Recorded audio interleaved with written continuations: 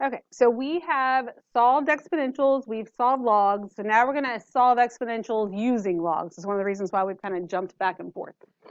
All right, so it says if using a common base is not possible, because once we get here, if this was 81, we could have a common base of 3 for each one of them and just fix our exponents, but that's not going to work with 80. So if you can't get the common base, then you can solve them using logarithms. So what you need to do is you need to isolate your exponential, so just basically one thing on each side. Then you take the logarithm of each side, log of each side, because just like anything else you've done, whatever you do to one side, you have to do to the other one. Then we expand them if necessary using our power rule. That's what's going to get our variables out of our exponents. And then we solve, and it says to check for extraneous solutions, but we don't have to do that because we're solving exponentials, not logs.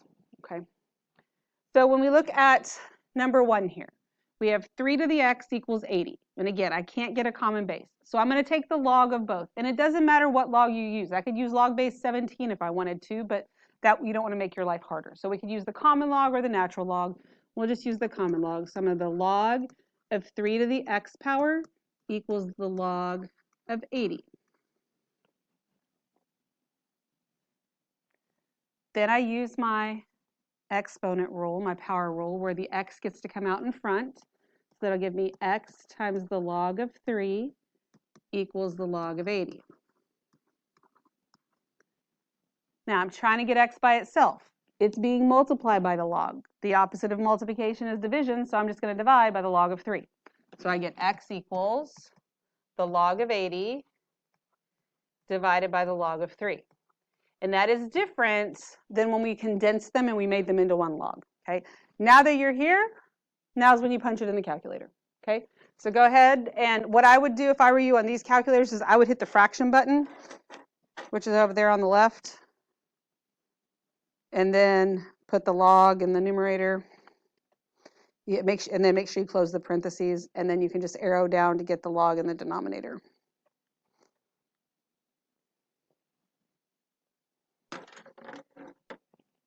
And then we should always be correct to how many decimal places?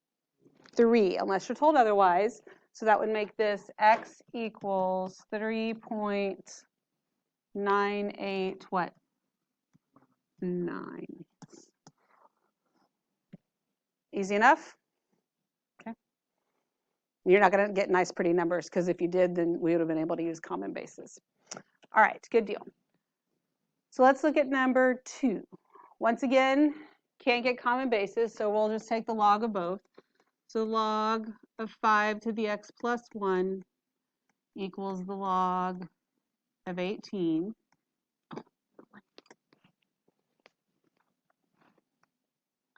So that x plus 1 is going to come out in front, but it has 2 terms. So since it has 2 terms, I need parentheses around that. X plus 1 times the log of 5 equals the log of 18. Then I could distribute the log of 5, but I really don't want to. Instead, this is being multiplied. I can go ahead and divide right now, right? So that'll leave me with x plus 1 equals the log of 18 over the log of 5. And then all I have to do is subtract 1. So I get x equals the log of 18 over the log of 5 minus 1. And just make sure it's not in that fraction, then you'll be good to go. Punch your buttons.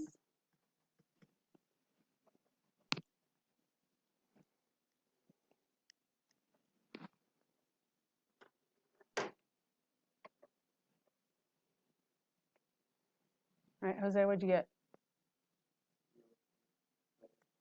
796. Do you concur? Awesome. All right, so I'm going to have you type something else in as well. So we did the common log here. I want you to type in the natural log of 18 over the natural log of 5 minus 1. Because what's the base on this log? 10, and the base on this log is e. Okay, so type this in. Use the natural log and see what the calculator gives you on that.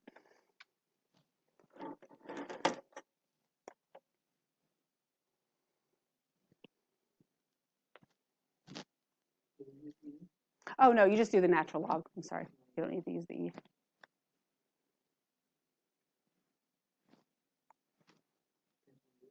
Oh, I think it's right. It's right to the log. ln, right there. Oh, Yeah. Sorry, I didn't realize it was.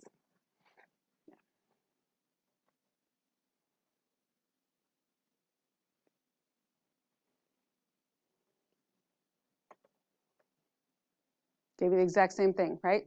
Okay, so you get the exact same number because like I said, it doesn't matter. As long as you take the log of both sides and whatever you're doing on both sides has the same base, whether the base is 10 or it's e or it's 17, you're going to get the same answer, all right? So I would say if it doesn't have an e in it, just use the log, or you can use natural log because it really doesn't matter. But this has an e in it, so since it has an e in it, let's go ahead and we're going to use the natural log, okay? And before I can, this isn't isolated. Like I can't take the log right now. I need to move this 25 over first. So this is going to give me e to the 3x power equals, well, 100 minus 25 is 75. And if I add 8 back, I get 83. You agree with that? All right, I am right. Okay, so now that I have the exponential isolated, now I can take the log of both sides and we're going to use the natural log. So the natural log of e to the 3x power equals the natural log of 83. And then my 3x comes out front, so I get 3x times the natural log of e equals the natural log of 83. Let's pause there for just a second. Because the natural log of e is something special here. That's why it was nice to use the natural log if I had an e. Do you know what the natural log of e is? Do you remember when we had on the, if we had log base b of b, what that gives you every time? 1. Because b to the first power is b, right?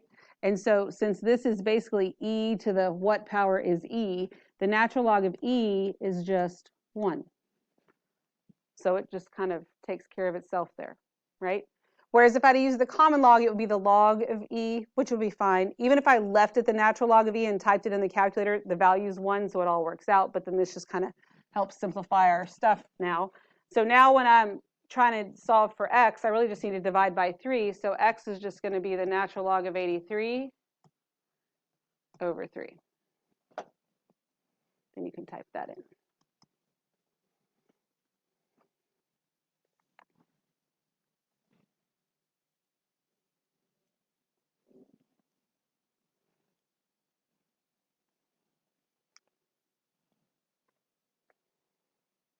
All right, Leo, what'd you get?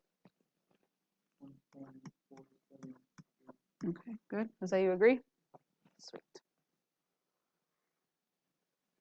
All right. Any questions? All right, we're going to do the first part of the next one together, and then I'll let you finish it. All right, so I need to isolate my exponential. I have to get this by itself. So the first thing I'm going to do is move that 1. So that's going to leave me with 2/3 times 2 to the x minus 6 power equals 42, right? Then I need to move that 2/3. So I could divide by 2/3, but really when you have a fraction, how do you actually say what you're doing here? Multiply by what? The reciprocal. So I'm going to multiply both sides by 3/2. So those become 1. And I know you have a calculator in front of you, but let's think about what 42 times 3/2 is without the calculator, just because you don't always have one. I could multiply by 3 and then divide by 2, but I could also divide by 2 and then multiply by 3. 42 divided by 2 is what? 21, and then 21 times 3 is 63. Okay, so make sure you know the process, even if you can do it on the calculator. So you have 2 to the x minus 6 equals 63. You finish that up.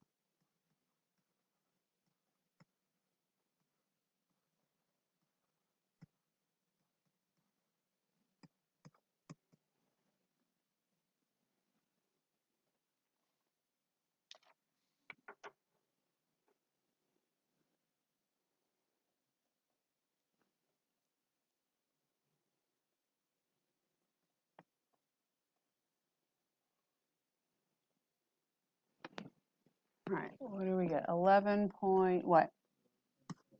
There you go. Very good. All right, everybody good at this point? Yes? All right, so number 5 is going to be a little bit different. We're still going to start off the same way. Come in. Hey, well, I'm teaching. What you need? We're having a fundraiser for engineering. Okay, 1 second. Okay, so I still can't get a common base, right?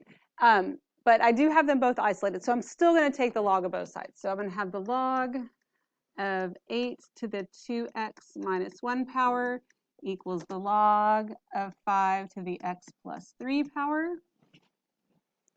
Then the next step is the same as the rest of them. I got to bring those exponents down. So this is going to be 2x minus 1. I got to put that in parentheses. And this will be the log of 8 equals x plus 3 times the log of 5. Okay. Now, on the other ones that were kind of like this, we didn't distribute and then we divided by that log, but that's not really going to work here, right? So in this case, since I have x's on both sides, I have to distribute. So when I distribute this log of 8 here, I'm going to get 2x times the log of 8 minus the log of 8. And then on the other one, I'm going to get x times the log of 5 plus 3 times the log of 5. Okay. Everything makes sense where it came from, how we got there. Okay. Now, I know it doesn't look like a super easy little equation that you're used to solving, but you still do the exact same thing. Remember, your steps never change. So your goal, because we're trying to solve for x, we're going to take all the terms that have an x in them and put them on one side, we'll make it the left, and all the terms that don't have an x and put them on the other side. So this term has an x in it, it's going to stay right here. 2x times the log of 8. And then I'm going to take, so I've taken care of this one. So I'm going to take this one that has an x on it, and I'm going to subtract it over to the other side. Minus x times the log of 5 equals, this guy stays on the right, the 3 times the log of 5. And then I'm going to move him over to the right. So I'm going to move him, and he's going to be added the log of 8.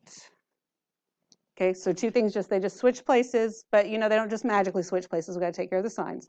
So now on the left-hand side, all I have are terms with x on them. But I can't combine the terms because they're not like terms. If they were both log 5 or both log 8, that'd be different, but that's not what's happening here. So any ideas on how on this side over here, I could just get an x by itself without making up math? What's the F word you kind of despise in math? Factor, fractions. But could I factor out a GCF?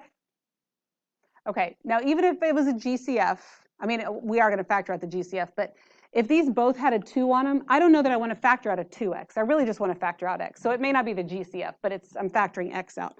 So I can factor x out. That leaves me in here with 2 times the log of 8 minus the log of 5. Right? All of that in parentheses, and then the right-hand side is still 3 log of 5 plus the log of 8. You good on that? We just factored it out. So now my goal is to get x by itself. X is being multiplied by this, so what can I do? Divide. So I'm going to divide both sides by that, so I'll get x equals, the right-hand side was 3 log of 5 plus log of 8 over 2 log of 8 minus log of 5. Chances are really good at this point that there's no way for you to reduce anything. Even if you could, you're about to put it in the calculator, so don't. Just let the calculator do its thing. All right? I would definitely use the fraction button here to put everything in the numerator and the denominator exactly like you see it, and then just let the calculator do its magic for you.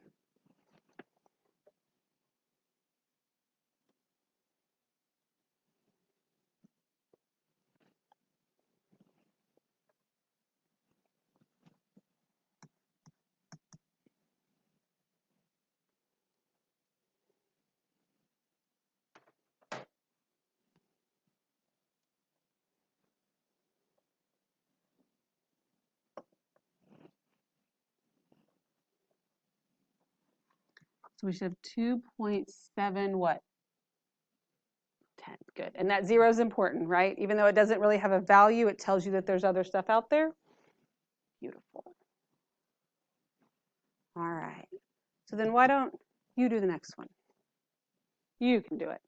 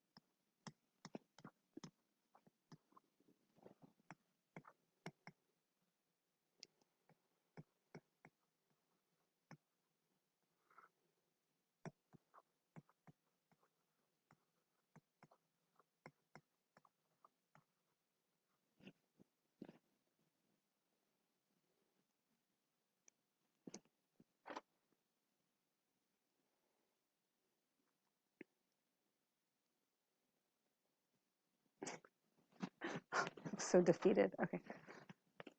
I got it.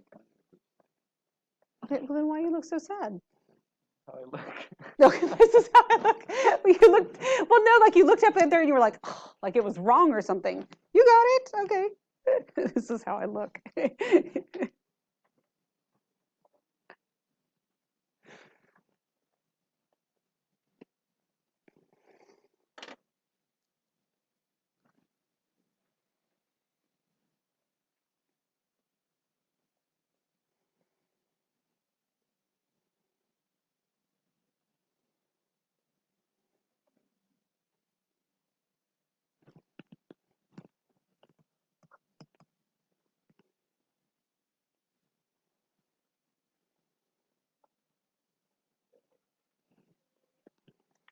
Negative 0.353. Yes. Awesome. Any questions at all? No? Sweet.